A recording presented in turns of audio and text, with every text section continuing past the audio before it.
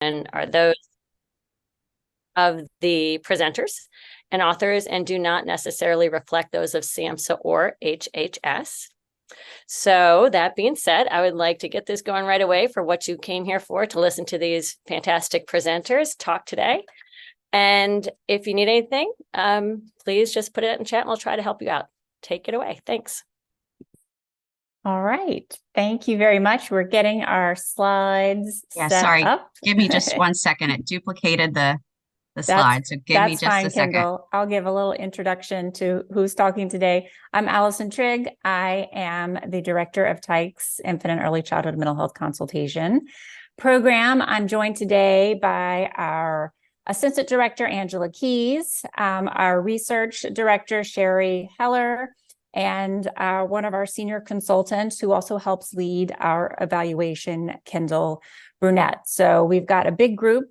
So we're all just going to talk for a little bit of time so that we can get in and go over some of our most recent program evaluation and some of the lessons learned from it. So some of the lessons learned will be about program evaluation, but also about what's going on in the classrooms we serve here in Louisiana.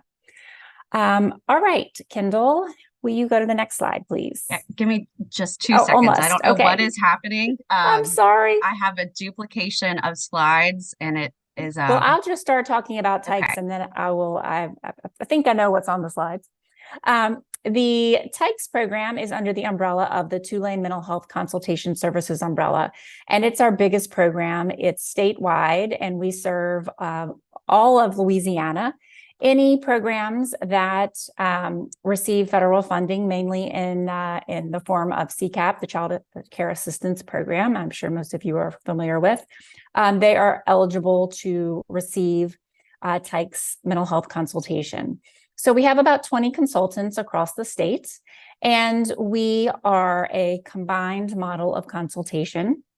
So we provide child-centered and classroom-centered consultation along with program-centered consultation.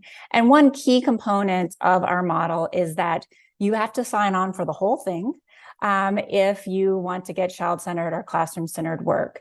And so we work with centers for 6 months, providing that combination model. And we visit every week or every other week, depending on the size of the center. So when centers are larger, and we classify that as 8 or more classrooms, they get weekly visits. And any center that has 7 or fewer classrooms or is a family child care home, they receive visits every other week.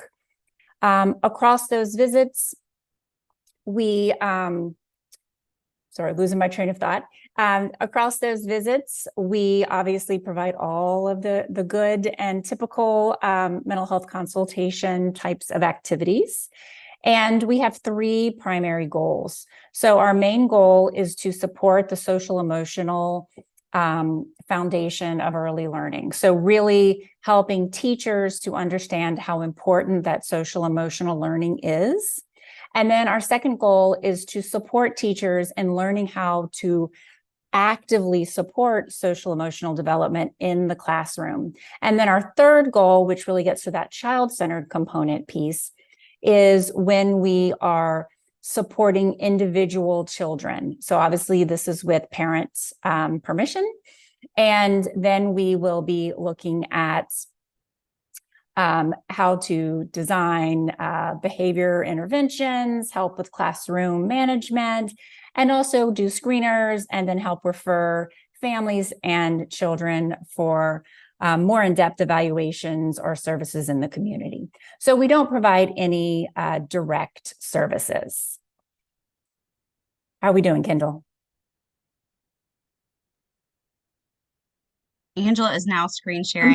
I'm having an issue on my Okay. All right. Tell me which slide you want me to go to. Yes, just go through and we'll see what I've covered. I think everyone knows these general glossary terms. Class pre-K is one of our, the classroom assessment scoring system, which is one of our previous evaluations.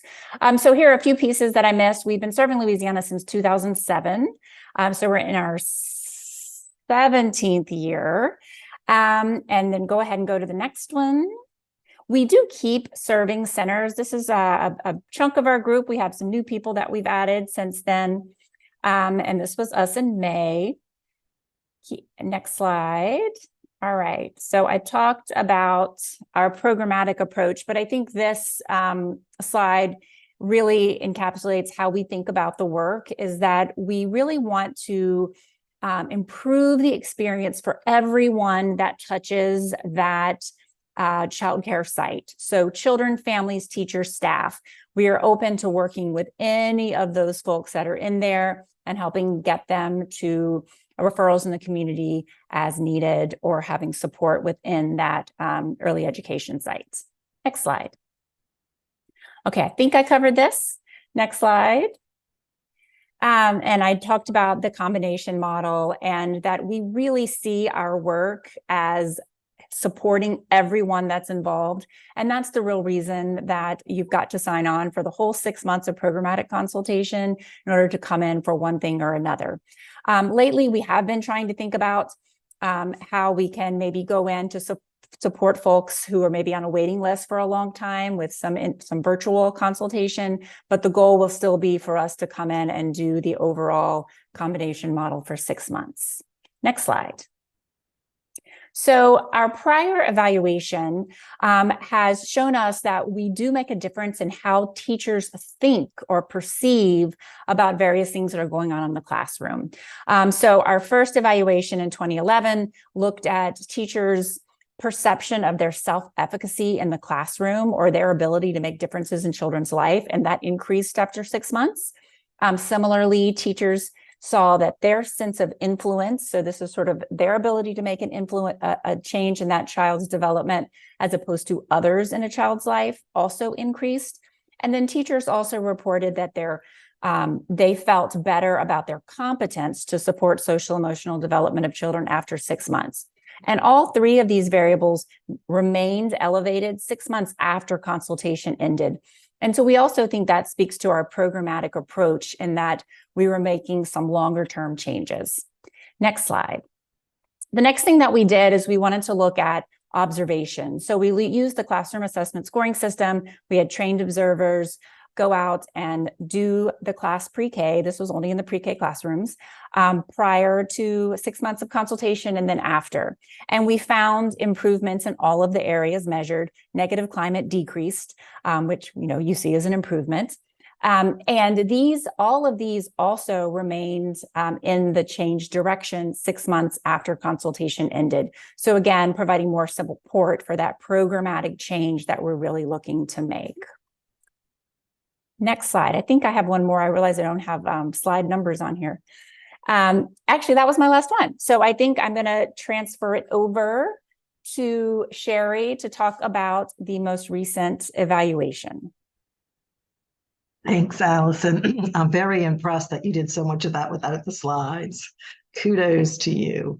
Allison gave you a little bit about the research we've done in the past and what we learned. And so as we walked into this most recent evaluation, we knew that we were improving overall quality in the classroom, and we were changing teachers' perceptions. And what we really became interested in, and what we wanted to hone in a little bit more, was the impact of the TIKES program on expulsion risk and child behavior. So that is the study we're going to be talking about today. Next slide, Angela. I'm giving you just a little bit of background in the research that's been done to date. We know that teachers' ability to be responsive and warm in their interactions with children really creates a healthier social emotional environment, right? So we want that sensitive caregiving that's going to enhance the environment of the classroom, and that's going to help children gain real essential social emotional skills. We also know that sensitive and responsive caregiving helps child's development across all domains. So we're talking about not only social emotional development, but linguistic development, as well as cognitive development. And that high quality care especially when it's got a really high level of social emotional climate, has positive impacts. That when we looked specifically, when researchers, not us, at pre-K students who had teachers with high scores in teacher responsiveness, sensitivity, and instructional quality, there were greater gains in language and academic skills in kindergarten. So when we looked at the literature, we knew, okay, when you see these changes in the classroom, we should be also seeing some changes in child's behavior. Next slide. We also know, again, this is just hitting home on that, not only when the classroom environment has changed with teachers who have sensitive care, but that children who receive high quality care have better outcomes, so that we see fewer behavior difficulties, we see higher rates of graduation, we see higher rates of employment, right? So that these skills get adapted in the long term. It's not only something that we see happening here in the classroom, it's not only changes in current behavior, but it's changes in long-term behavior, which is a reason to invest in these changes now. Next slide. What we also knew was that when teachers are stressed, right, and they are burnt out, typically those two things go hand in hand, that their ability to provide consistent emotional support and positive behavior management is decreased. And that teachers who have high stress, who report high stress, they're correlated with having less capacity to model positive social emotional behaviors in the classroom and to create a positive climate. They're more likely, when a teacher reports high stress, to have negative reactions and to have more conflict with students. And if they perceive that those teachers who have high stress perceive students as having higher levels of anger and aggression, more anxious and withdrawn behaviors, and lower levels of social competence. Next slide. And that teachers, and that what Allison went over with you is that we enhance teachers' self-perception of their own skills and capacities, that we improve overall classroom quality, that we do improve child behavior, and that and what we're checking now is if we can improve child behavior and decrease expulsion rates, right? So the basic question is, would teacher stress impact teacher perceptions, right? Specifically the perceptions that we know are related to expulsion expulsion risk. Prior research we were unsuccessful in gathering information on expulsion rates for a number of reasons, many around the operational definition of expulsion and the potential impact on a center of reporting high expulsion rates. So that's why we turned to assessing the teacher's perception of behaviors that would predict expulsion. We were not getting really good, solid data on the actual expulsion rates that are happening, okay? So the next slide is that that we also knew going into this, as I mentioned on the earlier slide, that we saw this kind of higher levels of anger and anxiousness and lower social competence in reported by teachers who also reported high levels of stress, which we mentioned earlier. So when we went into our evaluation, the hypothesis that we had was that after 6 months of mental health consultation, we would find that teacher perception, teachers would report a decrease in child behavior difficulties, a decrease in child social emotional concerns, an increase in child resilience behaviors, and a decrease in the level of child risk for expulsion, right? So those were the hypotheses that we had that we would see. And now I am going to turn it over to Kendall. All right, thanks, Sherry. So for this evaluation, we used 3 different measures to examine our hypotheses, right? So we conducted this evaluation in classrooms of children 18 months and up.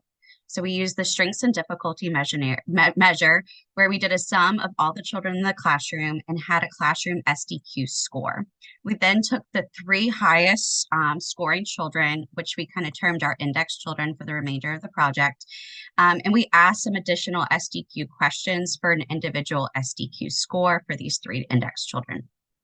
After that, consultants then administered the preschool expulsion risk measure, or the PERM, on these 3 index children with the teacher. The results from the PERM gave us scores in 4 subscales. So the classroom disruption score, a fear of accountability score, hopelessness, and teacher stress.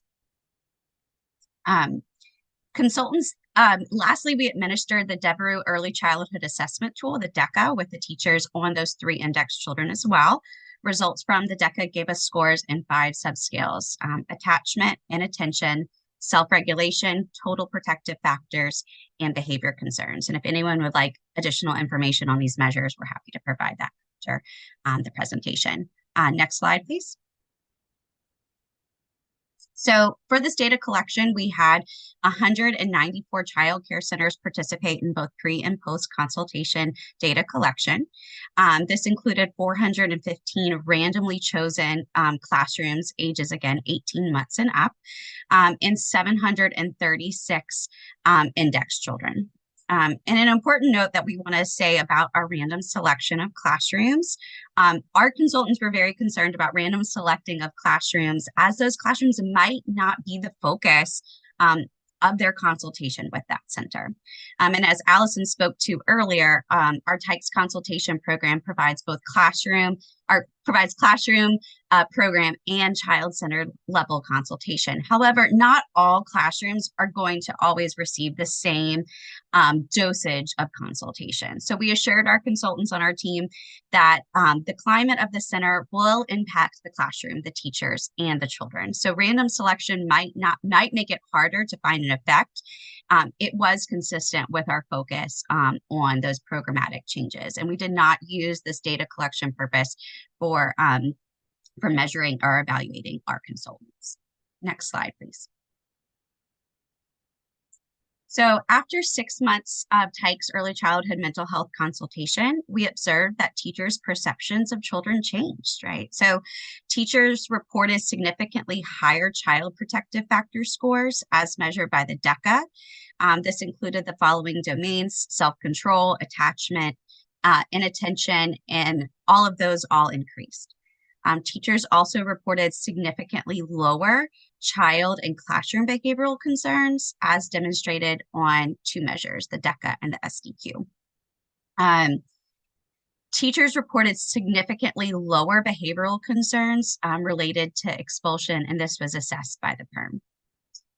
We also found that larger classroom size was associated with poor child outcomes. And additionally, the 4-year-old classroom age group had significantly higher behavior problem scores than any other age group classroom. Next slide, please. Kendall, we have a question in the chat. Can you explain what an index child is? Sure.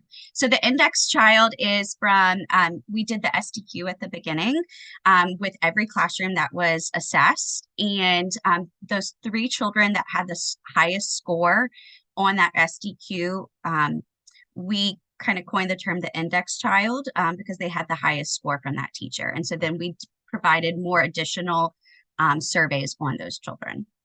Does that answer the question?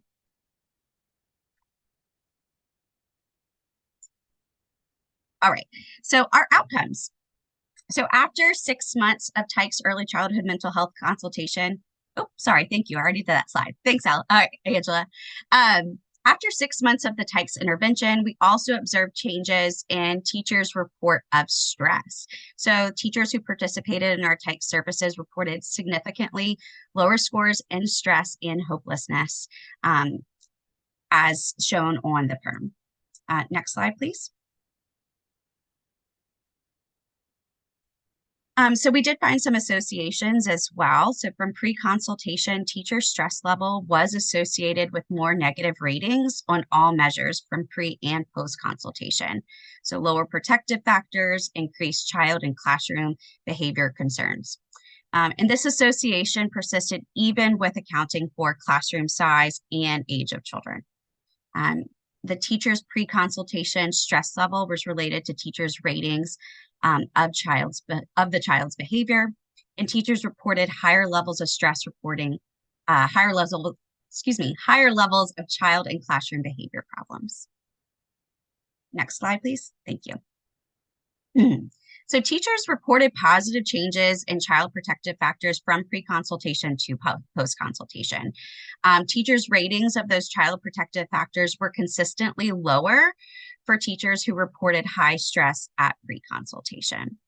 We also found that only teachers who reported moderate to high levels of stress at pre-consultation reported significant reductions in their ratings of child and classroom level behavior concerns and teacher reports of hopelessness. Additionally, teachers who reported the highest level of stress at pre-consultation saw a shift in the average scores from an area of clinical need to overlapping with the typical category. Next slide, please.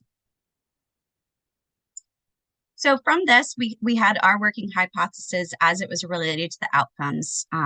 And so what we hypothesized were teacher reported stress, particularly in moderate to high levels of stress, may impact the teacher's interpretation of children's behaviors in the classroom, right? And as the teacher's stress level decreases, the interpretation of classroom behavior potentially decreases as well. Additionally, we thought that as teachers' stress levels decrease, working through with a mental health consultant, the teacher may have more internal resources, such as working through behavior plans, structuring the classroom, or providing access to other supports to meet children's needs in those classrooms, which in turn may decrease children's challenging behaviors. Next slide, please. And so we did have some lessons learned from this data collection, primarily in the area of demographic collection as well. So at the time of planning for this data collection protocol, we did not include demographic information on race, gender, or age. After the fact, we kind of realized having that demographic information surrounding the teacher's perception or view of a child's race and gender could potentially have strengthened our data analysis. We also wondered if having some information in regards of the child's age in relation to their peers in their classroom could have potentially impacted how the teacher views that child's behavior, particularly if the child is significantly younger, significantly older than the peers in their classroom. We also wondered if having demographic information surrounding the teacher in this evaluation could have led to more valuable research findings. And so we have learned from this, and in our current evaluation, we did account for these demographics, and we are asking teachers to complete a demographic form at pre-consultation, and we are also asking teachers to identify how they view the child's race, gender, and also obtain the child's birth month and year. And so I am now going to hand the slides over to Angela.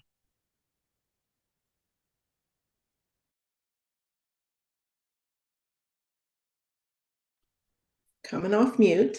It's just an overview of our results. And when we looked at the analyses of our data, obviously we started trying to think about why might these changes be happening? And we came to a couple of different conclusions. One is that we feel like as part of our role as mental health consultants, as we use and employ the elements of the consultative stance through wondering instead of knowing and understanding another subjective experience and those sorts of things, that we are, through our support of teachers, helping them to notice and understand the different perspectives, maybe changing how they view a parent who is perhaps struggling or juggling multiple responsibilities, which may impact their availability to engage with the teacher or understand maybe some setting event that's happening in a child's life, understanding differences in culture that may be impacting a child's behavior and functioning in a classroom or a parent's willingness to engage. So through mental health consultation, we are able to support staff in kind of noticing and understanding and not just having a single perspective of what might be happening, and to be able to reframe those things. We also worked really hard to support teachers in understanding the meaning of challenging behaviors. We know that all behavior is communication, and oftentimes teachers will describe a child's behavior maybe somewhat negatively, especially when they're super frustrated and tired, right, of dealing. Our teachers are under so much stress post-COVID of, fears about being sick. Children have lost skills, and we're seeing lots more referrals. And so maybe helping teachers understand those different perspectives, but also the meaning of behavior. What is this child trying to tell me? What is this child trying to communicate? And helping them to see that maybe it's not attention seeking, but connection seeking. Maybe the child is not being bossy or oppositional, but just really wedded. So like, this is really important to this child. Why do you think that's so important? What do you think is behind that behavior? Our consultants also help to create those behavior support plans and make those referrals when they're needed.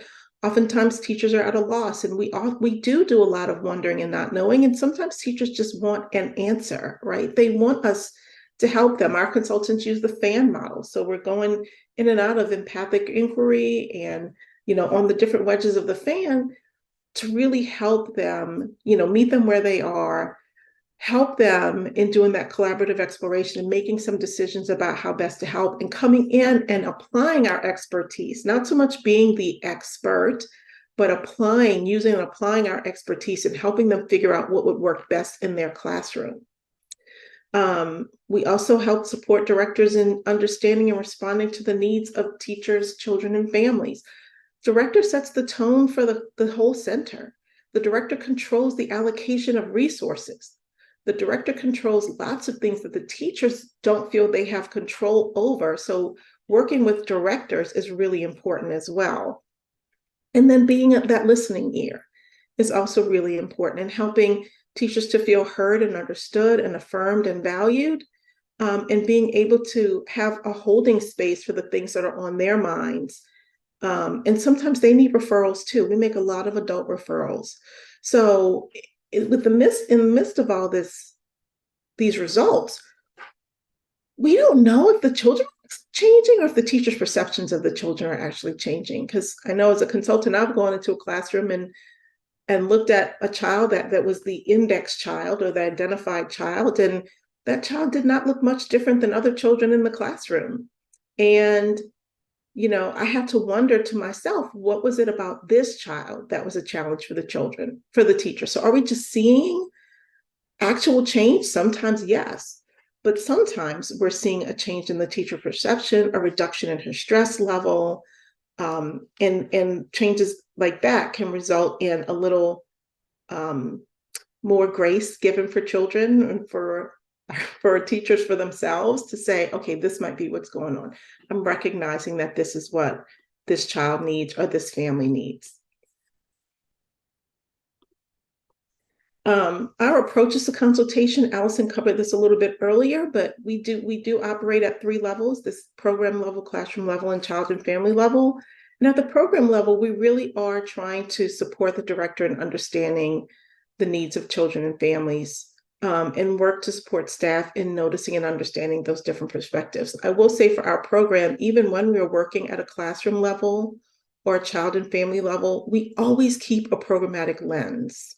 Because when we locate an issue with an individual child or with an individual family, that is ignoring the context in which that child is existing, right? So we have to always have that programmatic lens on, even when working with an individual child, to know that the problem does not just exist within the child. It's a need that's not being met. And is the need that's not being met in the classroom, in that interaction with the teacher, in their home life? What is the need that's not being met? And how can we meet that need?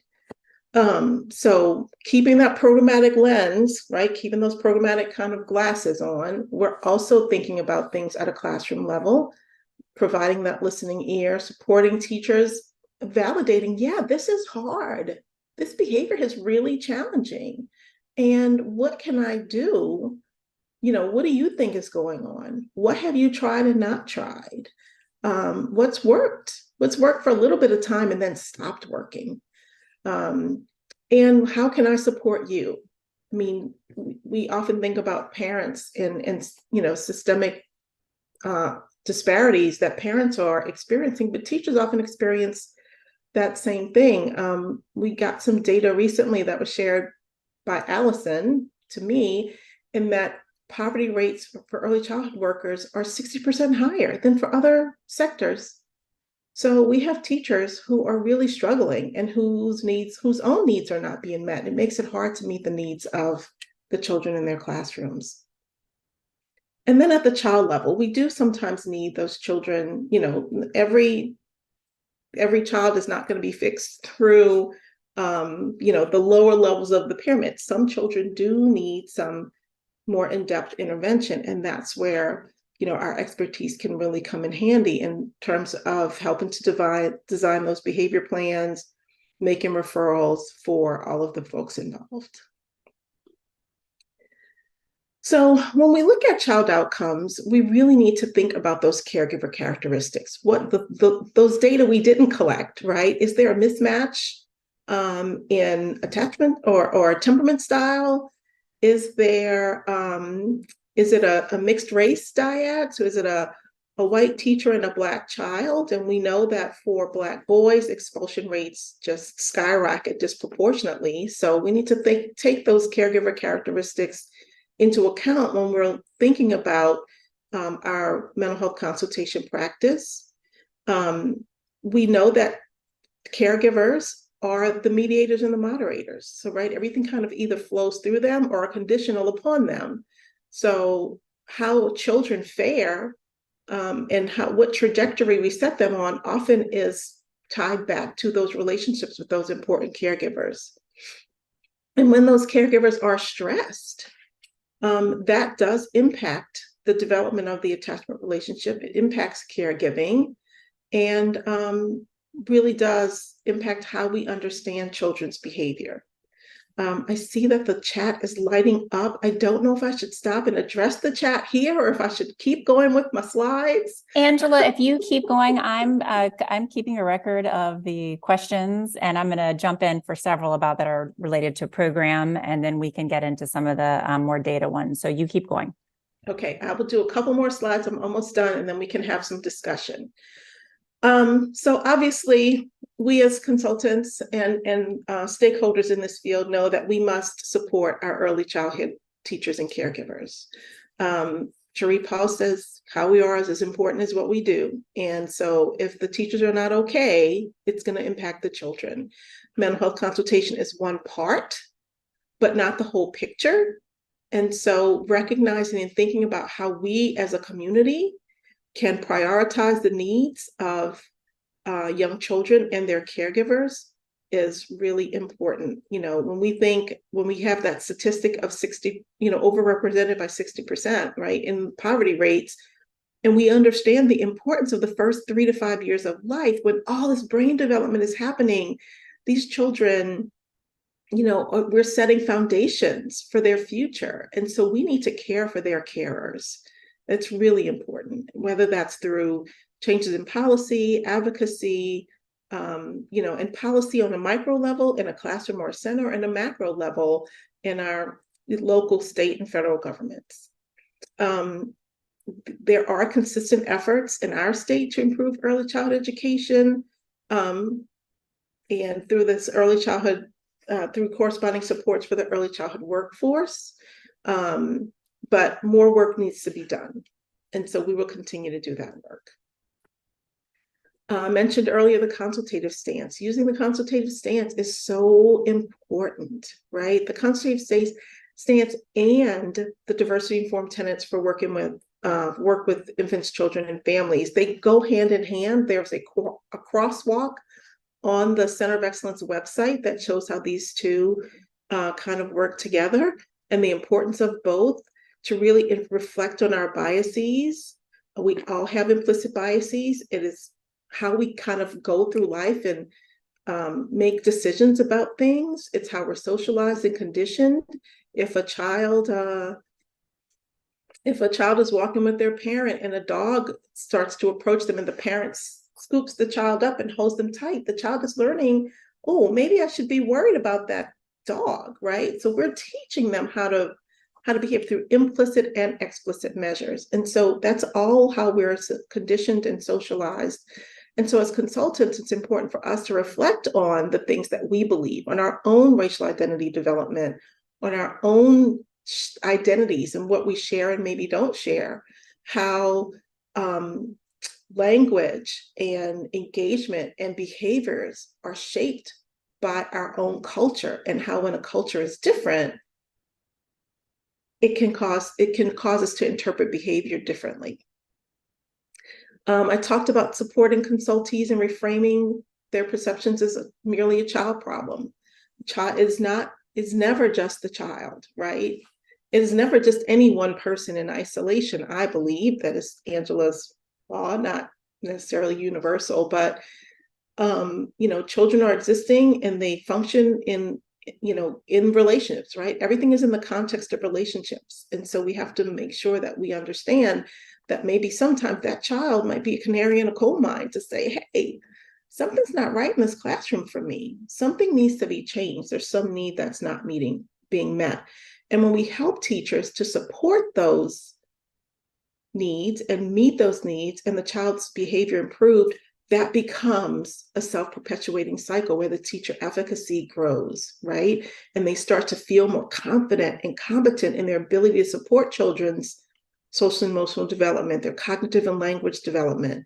And so it reinforces itself. So the more success the teachers have, the more success they get.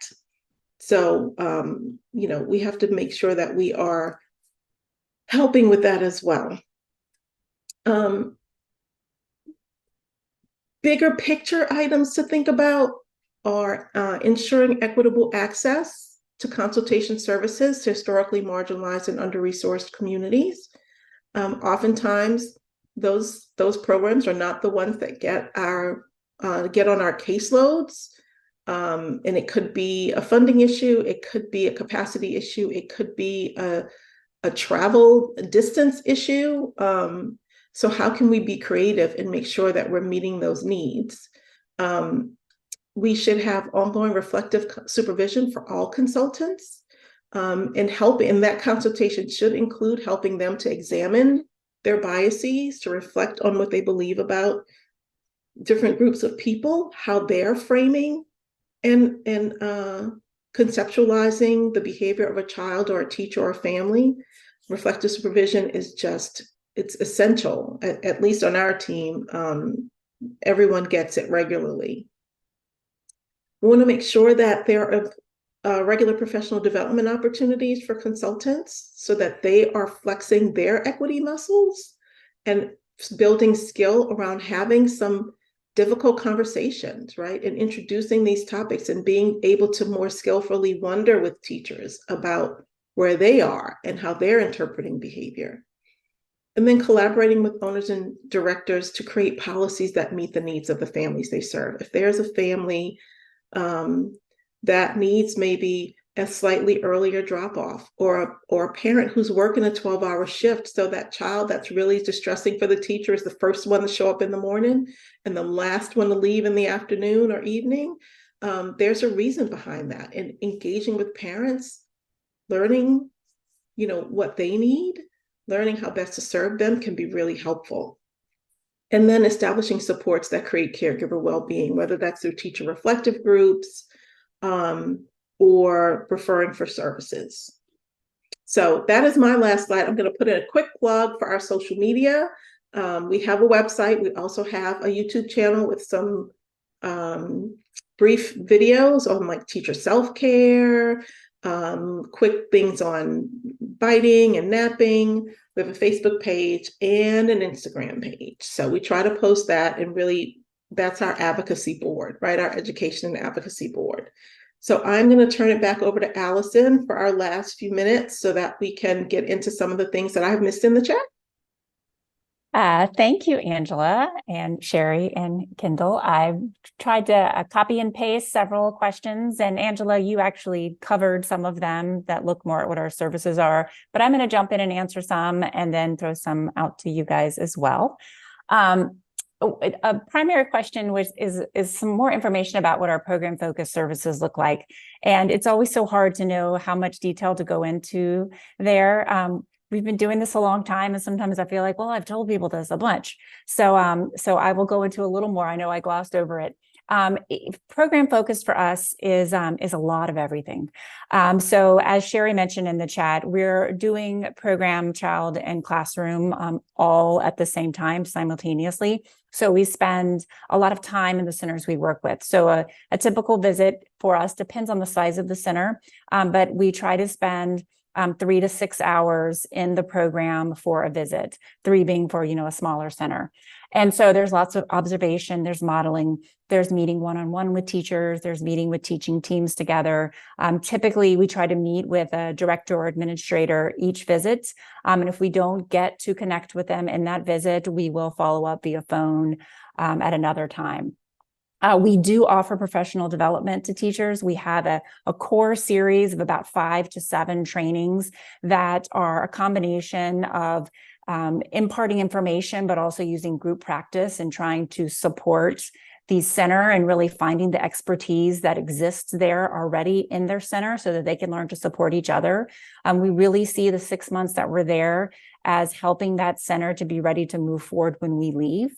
However, we do have really long-term connections with the centers we work with. So as Sherry mentioned in the chat, we do follow-up visits. There's no limit on the number of follow-up visits except, as Kendall can tell you, except for the consultant's time. Sometimes they do have to push those a little bit just because they're too busy to get back immediately. But we do child-centered consults, we do teacher training, we do all the programmatic work as well in follow-up visits. And then centers can come back for another 6 months of consultation 1 year after they've completed. So we have centers that we've served almost every other year or maybe every year, but we do try to prioritize, as Angela was talking about, we try to prioritize centers that have greater need. So some of the more underserved centers that may be whose scores on our, blanking on the name, what's the plan? It used to be called Quality Start, but help me with the word, Angela, Sherry. Quality ratings. There we go. I was going to say our accountability quality rating system. Quality ratings. Yes. If you have lower quality rating scores, you are put higher up on our list. If you have more CCAP children that you serve, you are higher up on our waiting list. And if you serve foster children, we also try to get into those centers faster. So we do have some priorities on when we go back in. So we are definitely working with many, many folks. We're supporting and trying to work with program leaders on a regular basis, not only in how they support their teachers, but in how they think about what's happening in their classroom. As we definitely know and believe that the way that the head of the center is thinking about what's happening in the classroom is key to making changes in that classroom. So we want them to be a part of that. There were some questions that were answered about how teacher stress was measured. So I think that was covered. And I think I got the majority of those big questions. I want to open it up for the rest of the guys on here to sort of follow up on what I did, and then also answer new questions that might have come up in the chat.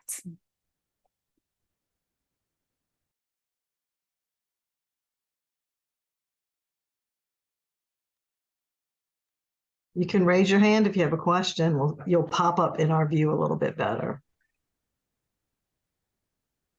I see a question about the number of programs, so sort of looking at caseloads. We definitely base that on the size of the centers.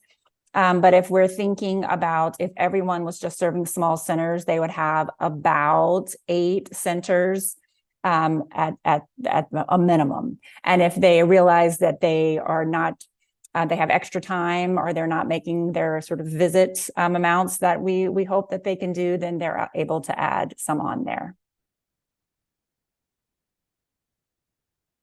And within that caseload, they are also managing the follow-up requests. So if any center they've already served is on their caseload, so they get that, that, you know, if some of those centers call in with a request for help, they'll schedule it around those current 8 centers that they're actively consulting them.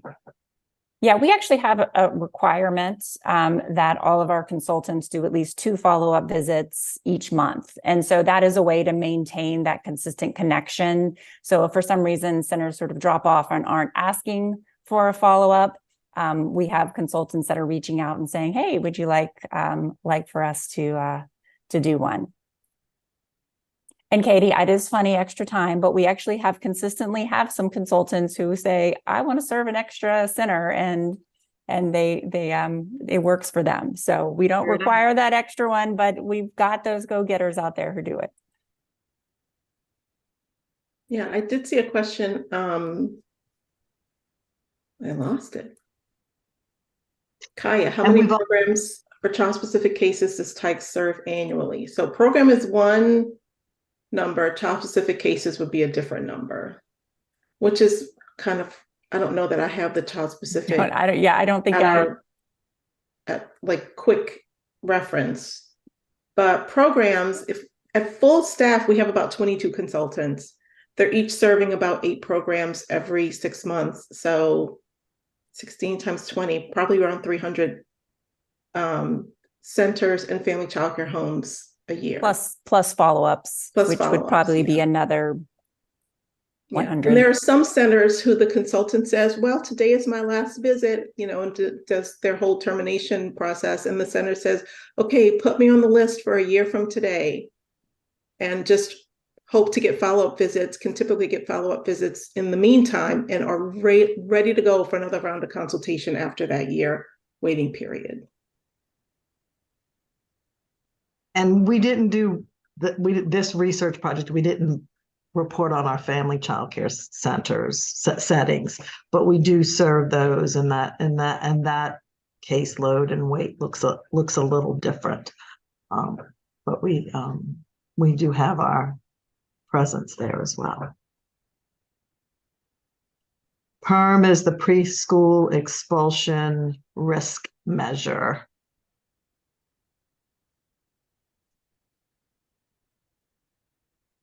I think we're right at the end of time. So thank you so much. And it's good to see some familiar faces in the Zoom tiles.